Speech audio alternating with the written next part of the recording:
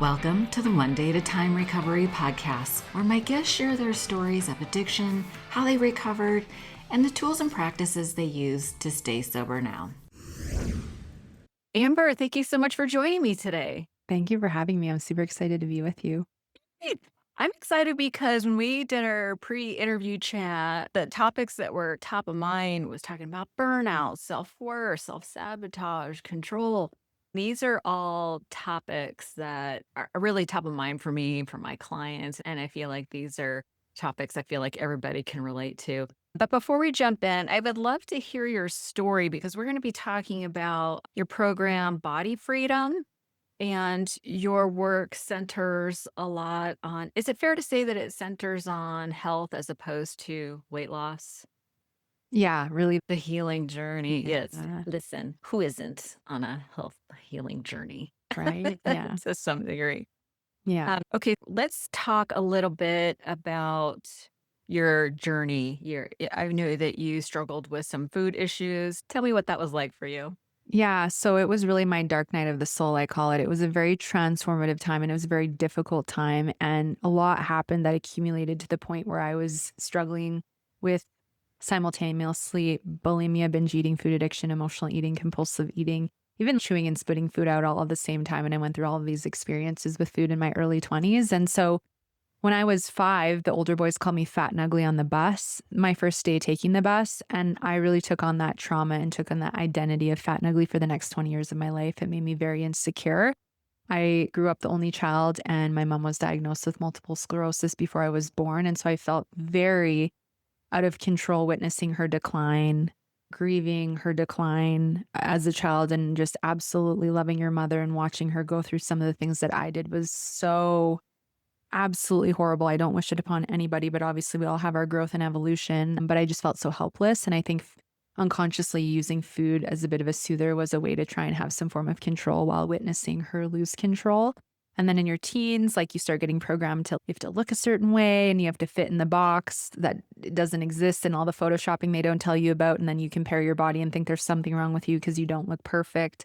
And so you start buying the diets because that's the fake solution they sell you that doesn't work either. And then it was in my early 20s after my first breakup where I was so hurt I could barely eat. I lost weight really quickly.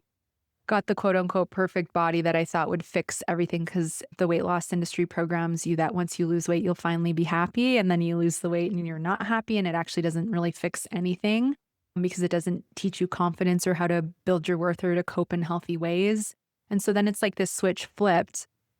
And I just got to this point where I'm like, this is hard to attain. I'm under eating and over exercising. It didn't fix anything. My period's gone. I don't feel amazing. I don't feel good at all. And so it's like this switch flipped and I started binge eating until the full point I was so full I was sick. I'd eat tables full of food and I was spending like $70 to $80 most nights of the week at the organic store, going and buying my binge food, trying to justify why that was a healthier choice than just going to the regular grocery store. It doesn't matter. When you're eating the volume of food I was, it's not a healthier choice. And then I gained 80 pounds in 4 months and was the heaviest that I had ever been and felt unrecognizable and so much shame and embarrassment that now I'm so heavy I don't want anyone to see me. So I really isolated at home a lot. I was binging and purging for about 6 months because I thought if I purged that I wouldn't gain weight, albeit I was already gaining weight, and purging is such a destructive act on every part of your body and such a act of self-loathing. And then I decided I needed to start taking ownership if I binged and not purge, because purging is a full lack of ownership or responsibility for the choices and the behavior in this case. And so I stopped that. And then it was just this obsession with food and I couldn't stop overeating and over consuming. And I didn't want to do what I was doing, but it became my comfort zone and my safety blanket. And we'll often stay in what's familiar and comfortable, even if it's hurting us, because the brain, specifically the amygdala in the brain, recognizes discomfort as a threat to our survival. So even if we're going to try and do things that will benefit us, if it's uncomfortable and unfamiliar, the brain will go, oh no, keep over here. This is what is safe and familiar. And so I stayed in these cycles for a few years and it was just so hard on every aspect of my being. And when I had my low point moment where I started to build awareness that I was binge eating, I had a food addiction, I was emotionally eating, I was using food to cope and shove down my emotions and trying to fill a void I was never going to fill with food. I was like, I'm doing this, but I don't know how to stop. this is the problem is we're not really educated on how to really deal with this because it's such a multifaceted, complex issue. And so I ended up having a night where I had a binge, threw the food in the garbage, was laying on the couch in complete pain, physically and emotionally, just wondering, I don't think I'm going to make it to 30 if I keep up this level of destruction with my body, my mind, my thoughts, the way I treated myself.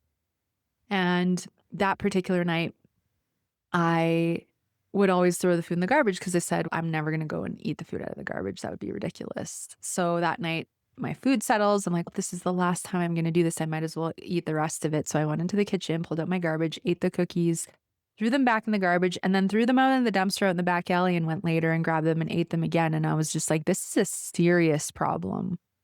Like this, I can no longer be in denial because I was in denial. I'm like, it's not a big deal. Food's my friend. It's how I cope.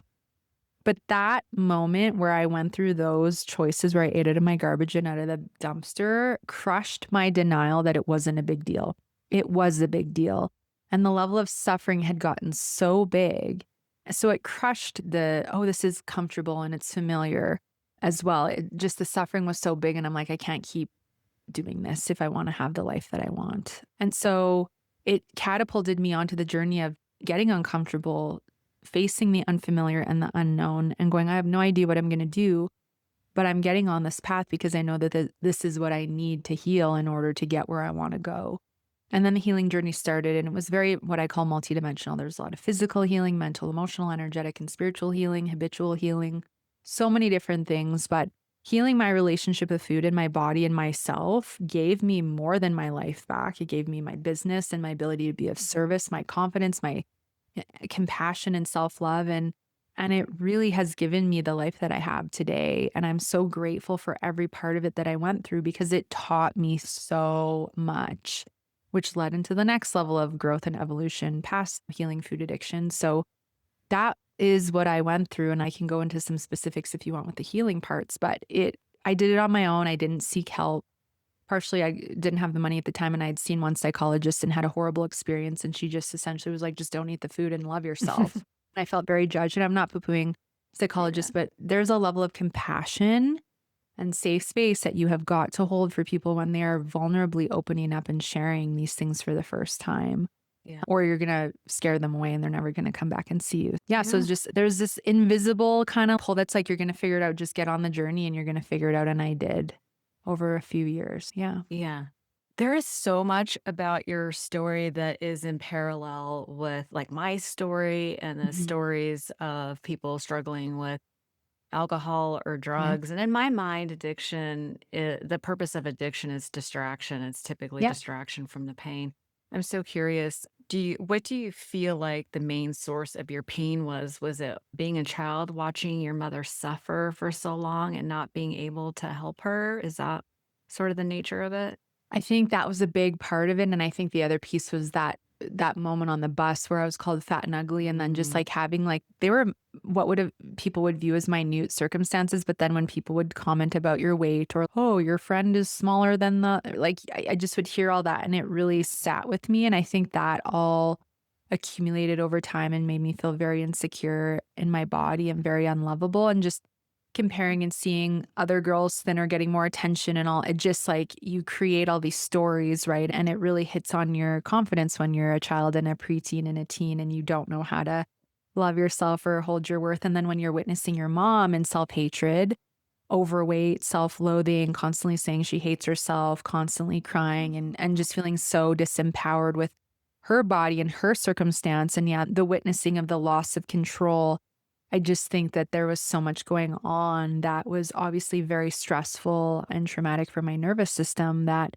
just got me to this place where, yeah, there was just so much suppressed. And I think holding everything in, because when I was a kid, I'm like, I don't want to be a burden. I don't want to, my parents have enough on their plate. Like, I don't want to stress them out and be the means of their stress. They have enough with this, right? And so I think a lot of it was like just holding it in, keeping it in, taking it on, and not expressing or talking about it.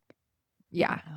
Hmm. That's a lot, especially Yeah, for a little one and you're the only totally. child. And yeah, I could see how that would just compound and really erode your self worth. So what were some of the things you and it's so sad to hear that you went to a psychologist and this idea of just stop it. Well, Yeah. who does that help? Like a professionally trained person, yeah, just don't do that. That's like telling the alcoholic, yeah, just don't drink. It's Yeah. like, what? It's if I could, I would have done that already. Yeah. Help me.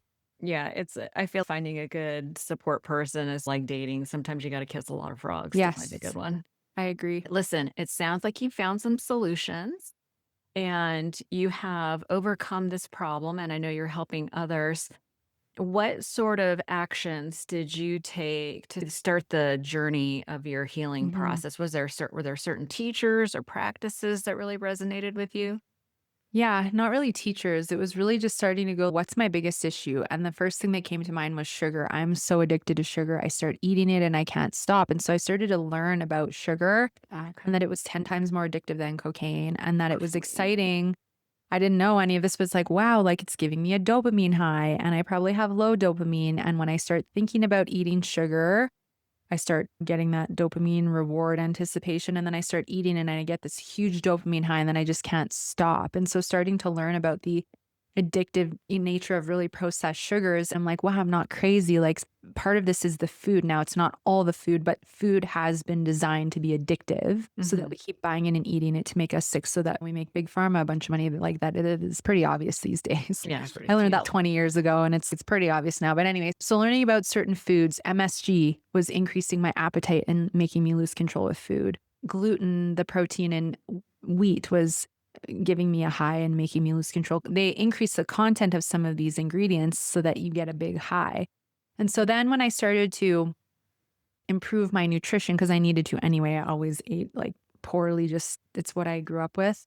So I started to eat more whole foods and clean up my eating. And when I still wanted to binge on 10 bananas and a jar of organic peanut butter or like a whole batch of like gluten and dairy free muffins, I'm like, this is bigger than the food. And so I had to go way deeper and go, okay, I need to get really honest with myself. I don't love myself. I am terrified to feel my emotions.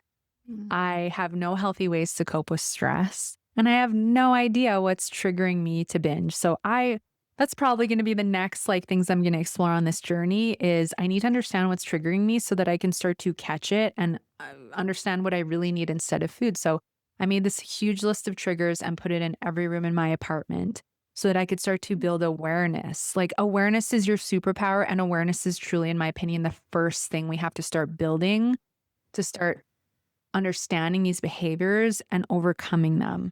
Because if you don't know, how are you supposed to do anything about it? So, yeah, understanding my triggers. And then when I got triggered before I went to the store, I'm like, let me look at my list of triggers. What is going on? And then I started to tools like you were saying, meditation, EFT tapping, breath, journaling became a huge part of me writing my emotions and reading things back and understanding why I felt the way that I did.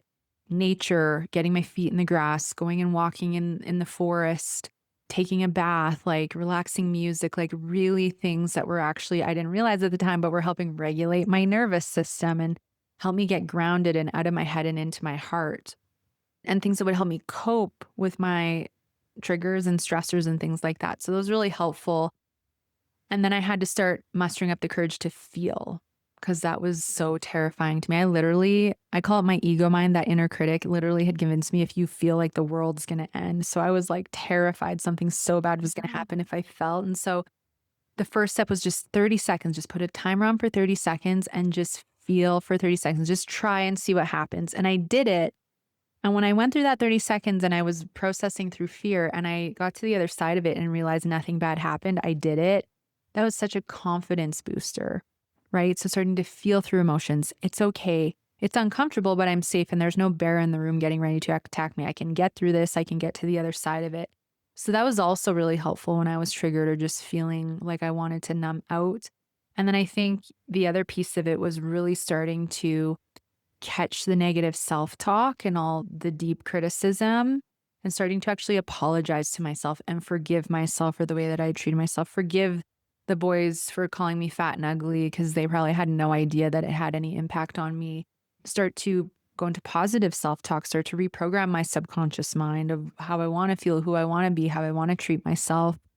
a lot of affirmation and things like that. And so that was really the next big part of the journey was those things and breaking up with the scale and starting Mm, to detach from the number and that defining my worth and being like, no, I'm worthy because I exist. And that does not define me. And I almost like who knows how close I got myself to being in a serious health issue, crisis situation, trying to get to a certain weight and look a certain way. I'm not going to let that dictate things anymore. So I had to undo all my diet mentalities and undo all the scale and the number and the clothing size defines my worth and really detach from all of that. And that was really profound for me because I fully overcame those behaviors.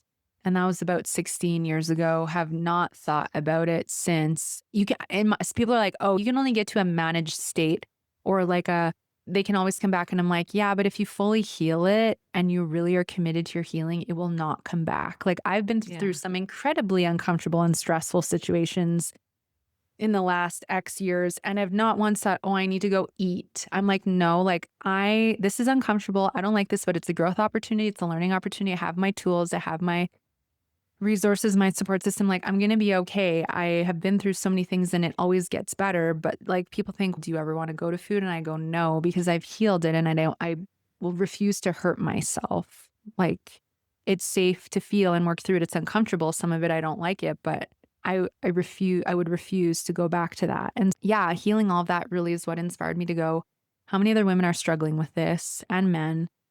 If I went through the experience I did where I was just told to stop doing it, how many other people are being misunderstood or not supported properly? I think this is why I went through this because I'm supposed to help others with it. Yeah. And yeah, that's what really prompted me to start my business. I think one of the last pieces that was really big for me was as I healed those parts and really built my self-love and self-worth, my intuition and being an empath like really came online. And that was really intimidating at first because I could feel other people's stuff and my intuition was very strong and I was seeing and feeling things that were ended up happening. And I was like, oh my gosh, this is scary. And so I had to learn how to manage my energy and set good boundaries and learn that it's a gift and become confident in it and trust it. Because that I could foresee in the past how that intimidation became a trigger because if I was binging, I was shoving all that down and snuffing it out. So I have a lot of empath clients who are very intuitive and very energetically sensitive, and they don't know how to manage that energy or those boundaries. And they take so much on, and that ends up dysregulating them and stressing them out. And then they end up self sabotaging because of that, too.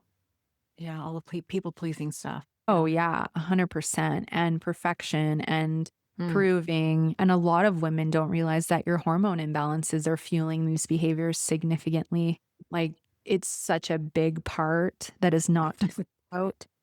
No, I think it's getting better. There's a bunch of Dr. Mary Haver, I think her name is, just published a book about menopause. And there's really a lot of conversations just now, which seems so criminally neglectful that we Yeah.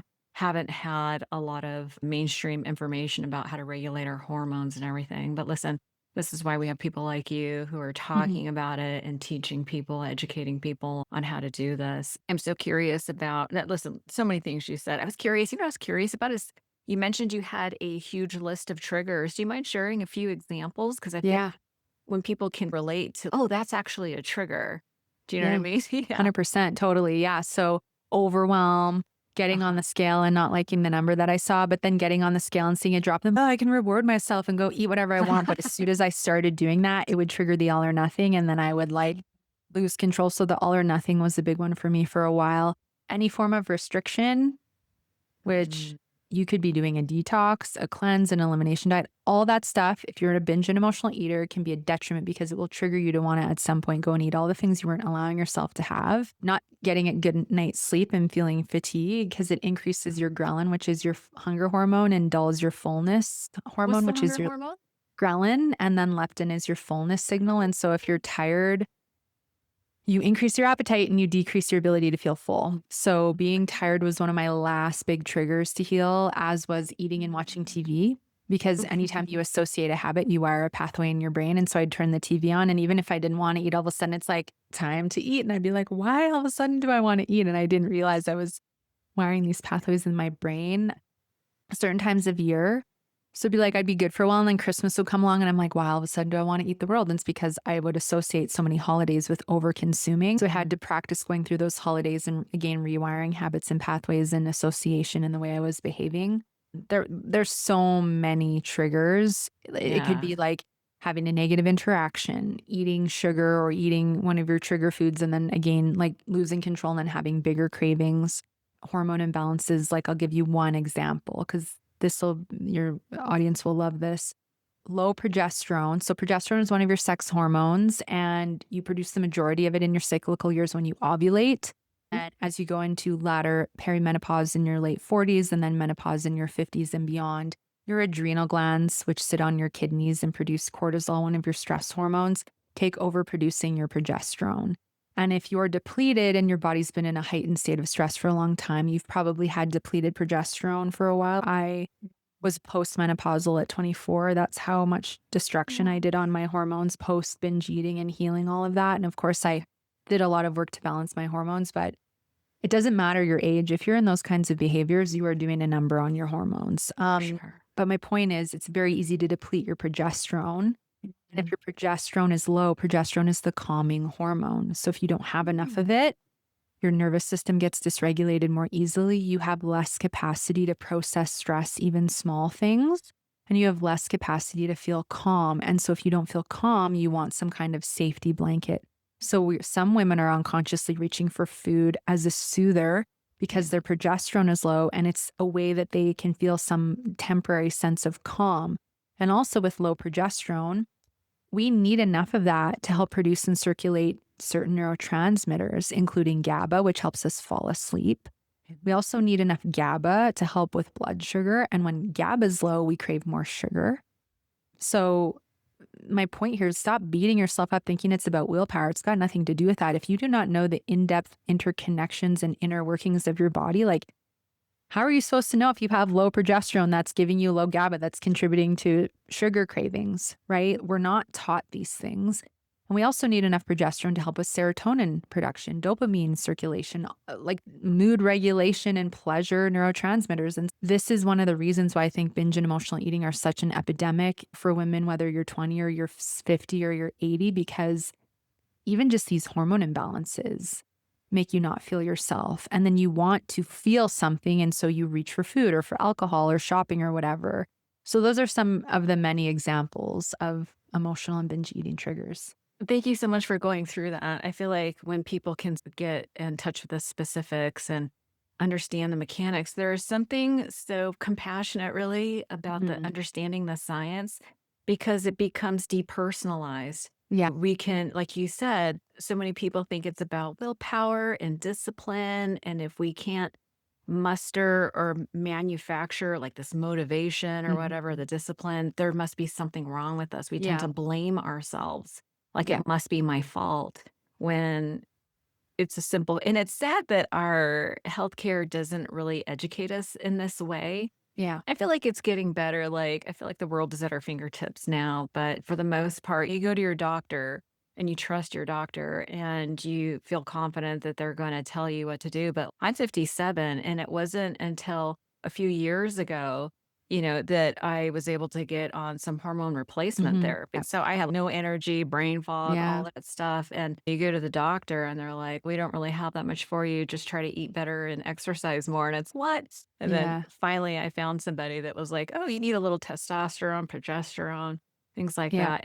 Estrogen for me was good." And man, it was a total game changer. Yeah. It is life changing to get your hormones sorted out, Yeah. especially if you've been depleted for a while. And Mhm. yeah, we need to stop. 'Cause the doctor will be like, "Oh, it's just your age, you're They just call it young," and it's normal. like, "No, it's not normal." That's some bullshit. Yeah. Yeah, totally. That's some bull like, normal, is doesn't mean that's okay. No. It's like there are things that we can do to take better care of ourselves so that we can feel better. That's Yeah. amazing. I also want you said something to me that was so interesting in our little pre-interview chat. You were talking about how starting a business healed your money issues, and I thought that was so interesting.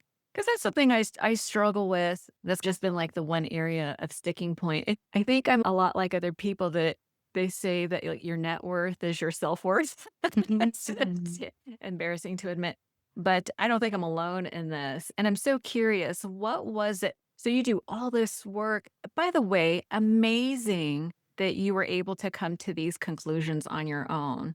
Like, I just have to say you have amazing instincts that you were able to rationalize, "I need to sit with my feelings and lean into that." Like, you are a unicorn for sure. Thank you. That was amazing, and what was the other thing that you did? Just putting your triggers everywhere, getting clarity about that was really amazing. Couching the negative self-talk, practicing forgiveness, reprogramming. These are all amazing insights that you came upon on your own. I just want you to know that's really rare. I talk to Thank a you. lot of people, so you have some kinda sparkle and genius within you that I'm so grateful that you're doing this Oh, work. thank you. It's really unique. But getting back to so you do all this healing work, your confidence is growing, and you decide to how long have you been doing this particular business? 12.5 years 12 full and a half time. years. Yeah. I got to read a quote from your website. It said, "We all have defining moments. They can shape your self confidence and felt need for self protection." Brilliant. For many women, that self protection shows up as extra weight until you do the inner work to feel safe. Your body will subconsciously hold on to the weight. I just thought that was really brilliant and explains a lot why a lot of women hold on to weight. And I look at everything through the lens of like addiction recovery because that's my world. And they say that just in mainstream in the world, 1 out of 4 women have experienced some sort of sexual assault, right? I would argue that in the rooms of recovery, the numbers are probably reversed. I very Mm. rarely meet women who have not had some sort of sexual assault, and so they use the weight to insulate themselves. I think this work that you're doing is super important. Thank And you. and so the work that you're doing, like from your website, one of the very first questions on there was, "What is body freedom?" And I'm gonna have to try to tie I realize I just threw 2 questions at you. That's okay. What is the body frame? And tell me about how you started this business. But maybe, was it building self-confidence in yourself that allowed you to start this business and become successful at it? I think it was the drive and the passion of I know what these women are going through, have the brain of the recovered addict and the binge eater, and I literally have been through everything that I'm going to help them with, and that really Yeah. drove the desire to wanna start the business and be of service, and I think just right off the bat of being authentic, sharing my story within a year, I had a podcast and was able to, like, really build a beautiful clientele. I was just so committed, and I gave myself a year. I'm like, "I have a year to get this to the point where I can be self-sustained, and I'm gonna make it happen." And I think that just finding the becoming a podcaster and being able to reach anyone in the world, finding a really good business coach was helpful at the time because I had no idea, Mhm. like, really what I was doing in the beginning. So creating, like, programs and packages and, again, boundaries and being more intentional with my time and where I was putting my energy was really important. And just being a consistent advocate for encouraging women to invest in themselves and their health, investing their time, their energy, their money, and normalizing the conversation around we've got to normalize investing in ourselves and our health and being willing to go on the healing journey and address the roots rather than continuing to quick fix and numb. So that's always been my languaging. And I just think that speaking from my heart and being vulnerable and sharing my own personal experiences up to this day of what I am healing and learning and going through is just so relatable for your audience and lets them know that they're not alone either and that they're not the only ones going through it. I just think is a huge part, been a huge part of why I've continued to do what I do and have had success and helped thousands of women heal. And then I think that over time, it's like I had built self love confidence, but I built business confidence, just like throwing myself in the deep end and learning so much about not people pleasing, using my intuition to say no to non ideal clients and collaborations, to detach my worth from the number in the bank account. It doesn't matter how much is in the bank account. I want this much. However, I'm good enough and I can be happy today, regardless of what that is. Cause otherwise it's no different than the number on the scale. It's up. So I'm having a shitty day because the number's up. No, why would I do that and have it ruin my day? And the big theme through business, I think, has been like trust, faith, and detachment. and like really trusting things unfold the way they're supposed to in our favor and like really holding that because I'm always supported. But detaching from the number in the bank account, Mhm. detaching from when certain things are going to happen, holding the vision, but detaching is just so free. And I think that's an important part of like being in business and not letting things stress you out and keeping a somewhat of a regulated nervous system.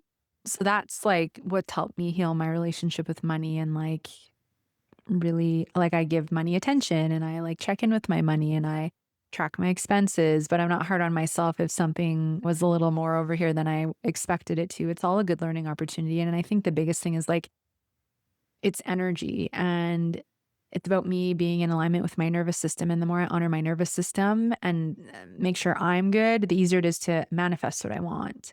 The more dysregulated and stressed and frantic I'm going to manifest misaligned things. So I've really, yeah, I don't hustle anymore. I honor like my body and my system and I'm always supported. So I think that's a huge part of business mastery that a lot of people don't get because we're taught to hustle and push and go hard, but then you will burn out and you will end up with all Yeah. kinds of hormone issues and gain weight and all fatigue and all the things you don't want. So, yeah. And then with body freedom is really truly is that it is about you fully being able to heal to the point where you feel so worthy and so connected and so confident with yourself, so attuned, so aware that you become sovereign and you know how to lead yourself.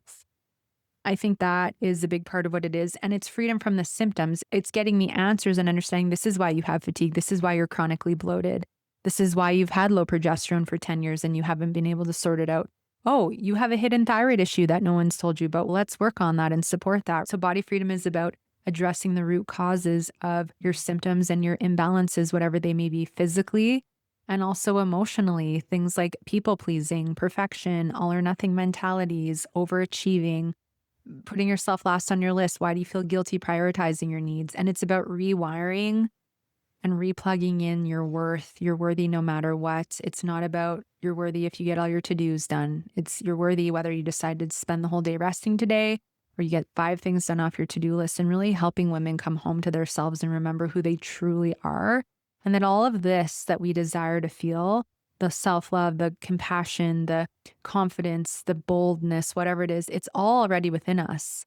But it's not in the head, it's in the heart. And so it's really a journey of coming back into the heart from the head and learning how to manage that inner critic, what I call the ego, because it's going to be there. But we live more in our heart, we're more in our power. And that's truly where the true us resides. And so body freedom is really all aspects of that. And yeah, helping women remember that so they can step into who they've always dreamed of being with themselves.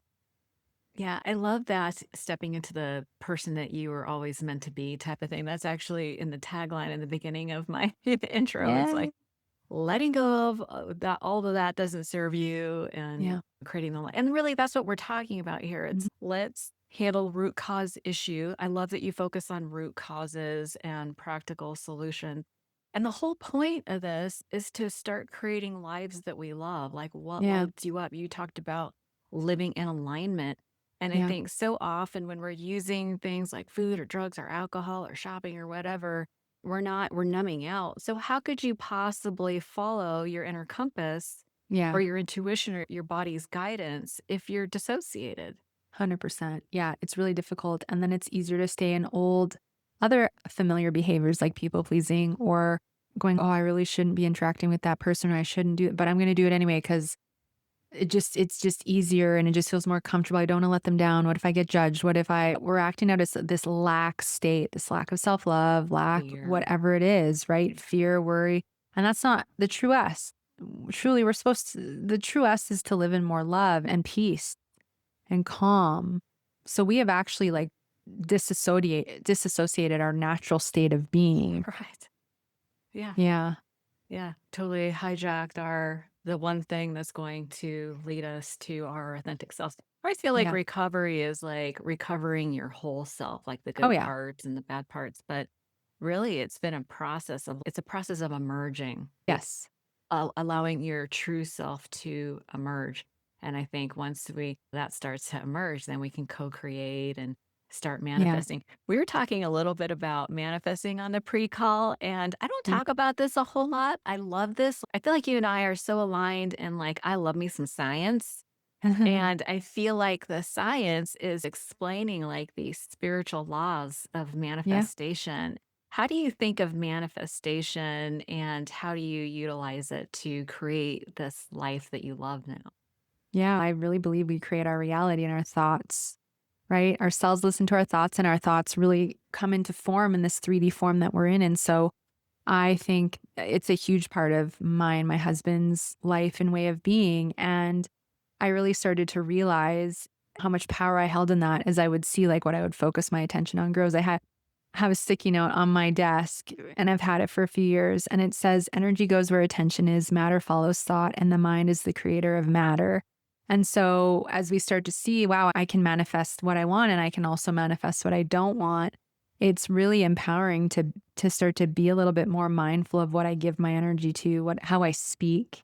Am I speaking in lack all the time and negativity, or am I speaking in a positive way? Even if I'm having a more stressful month in my business, if someone asks me, I say, there's some interesting things going on, but I don't say, oh, it's horrible. And I think this is it.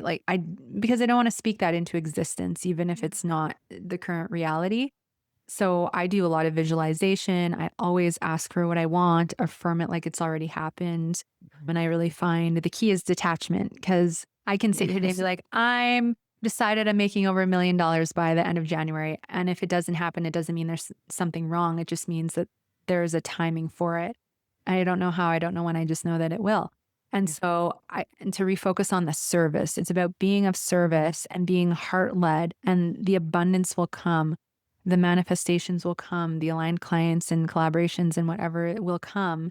And it's really about immersing in the present moment and making sure that my body is honored through what I'm doing in my business. I will not throw my body under the bus for my business. And I think that's a huge piece of manifesting, because the more stress you get, the more dysregulated your nervous system, your energy field is more contracted, and we're not open to receive as easily. So why would all these big influx of things you want come when you're in a contracted, dysregulated state? Do you really have capacity to hold all of it? Right. Probably not. And I just see it time and time again where if I really slow down and honor my body, it's so much easier to manifest. So, nervous system regulation, hormone balance, and like really talking to your body and asking her what she wants are, I think, really critical parts of manifestation. Yeah. In essence, we're stepping more into our feminine energy, the being, the slowing down, the nurturing. Yeah. And yeah, and I think detachment is just a big piece. Like, I have big visions, I have big intentions. I want these things to happen, but not making it mean anything bad if it doesn't happen when I want it to, because it's Yeah. divine timing and maybe something better is coming that I can't even dream up. Yeah. I was taught when I first got sober that I just call it God. It's like either God says yes, not yet, or I have something better for you. Yeah, 100%. I I love agree. that. Yeah, the thing about detachment is so interesting because attachment is grasping, it's Yeah, needy, it's yeah, desperate, and it actually repels yep. the very thing that you want. It's like chasing a cat. It's like you can't chase a cat but if you sit, it comes to you type of thing. Mhm. I don't have a cat, 100%. I get it. Yeah, but it's true. 100%. okay, what do you do in the case where somebody really wants something so bad? Somebody's overweight and they're like, I so desperately want to drop this weight. Is does that sounds attached to a goal? How do you help somebody? And it can be anything, actually, not just a weight, but a goal. How Mhm. do you suggest somebody practice detachment? Is that through faith? Is it through trust? What does that look like for you? Yeah, so I think the weight is a great example because so many women are like wanting to lose weight. So we can Yeah, use yeah. that. So it's actually through first getting them to shift their perception from I need to lose this weight to let me get curious about why I'm hanging on to it. Why does my body not feel safe and why is she hanging on to protection? And let's get curious about your weight loss blocks, because your weight loss blocks are no different than emotional eating triggers. They're trying to show you where you're out of alignment, something needs your attention, something needs healing. And so let me explore that, because there's all kinds of weight loss blocks. Again, hormone imbalances.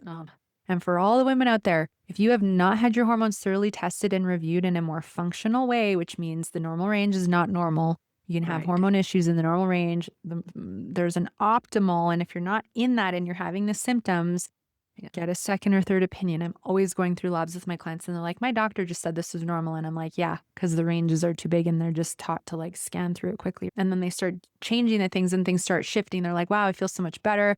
My mood, my sex drive, I'm releasing weight, whatever. So hormones are a huge weight loss block. And you may have Okay. one, you may have several. And the more you have, the harder it's going to be to lose weight. And eating less and exercising more is not going to get you there. It's just going to make it worse. Yeah. So I think we need to get curious that there's several potential weight loss blocks like hormones, inflammation, blood sugar issues, gut issues, negative self-talk. As soon as you go into negative self-talk, you're going into fight or flight. Fight or flight Mm. spikes your cortisol, and then your brain tells your adrenals to flood your body with cortisol and adrenaline and put on protection in the abdomen. So it may be a negative self-talk issue for you. That is why you're hanging on to protection. Your wounded inner child, like you said, abuse, Mhm. traumas that we've been through. We have to work on understanding what's going on with your nervous system and really mend that relationship with ourselves and our wounded inner child. I've had clients that we get to that point where we're doing inner child healing, and that's when they release weight because it was their inner child that felt unsafe. And Mm. that keeps the nervous system feeling unsafe. Again, that the boundaries, the energy protection, self prioritization, getting enough sleep, eating enough. We need to eat enough, ladies. This is so important. Yeah. So many women are malnourished and not eating enough. And we need to stop the diets and the quick fixes because every time you restrict in as little as 4 days, you're suppressing your metabolism. And then there's the whole Ozempic thing going on right now, which I am not. And I'm not a fan of it at all because another quick fix is just shutting everything off. And Mhm. then you may get some results, but the side effects could be detrimental and or life threatening, and it's not worth it. And you're not going to build your worth. You're not going to learn detachment. You're not going to learn trust and faith. You're not going to learn your hormone issues or why you're triggered to emotionally eat if you just keep quick fixing and shutting everything off.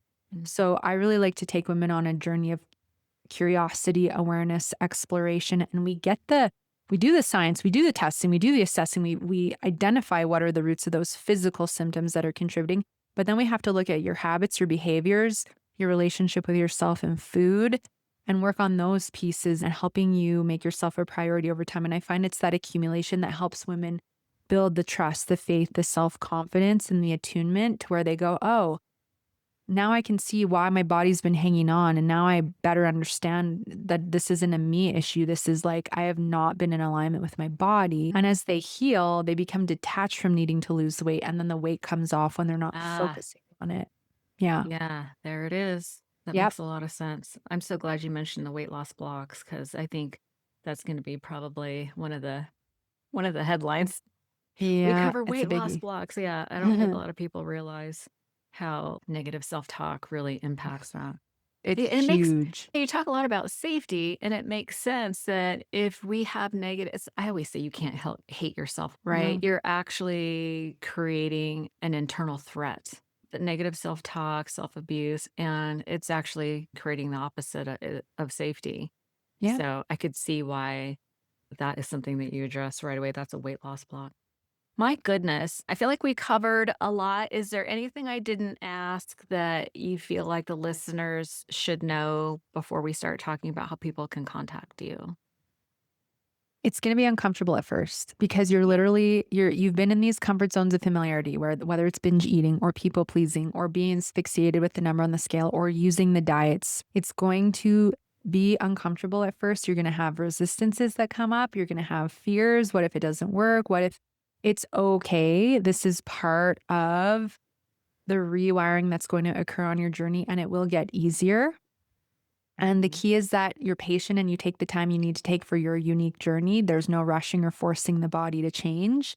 And if it's taken you years and decades to get to this point, it's going to take time to change it. You would encourage your friends and loved ones to be patient. So be patient with yourself. I know you want it now, but forcing it or rushing it will deny you of the lessons and the healing that truly is going to help you fully step into that woman you've always dreamed of being. Be patient and take your time and be willing to work through the ups and downs of it because you will get where you want to go.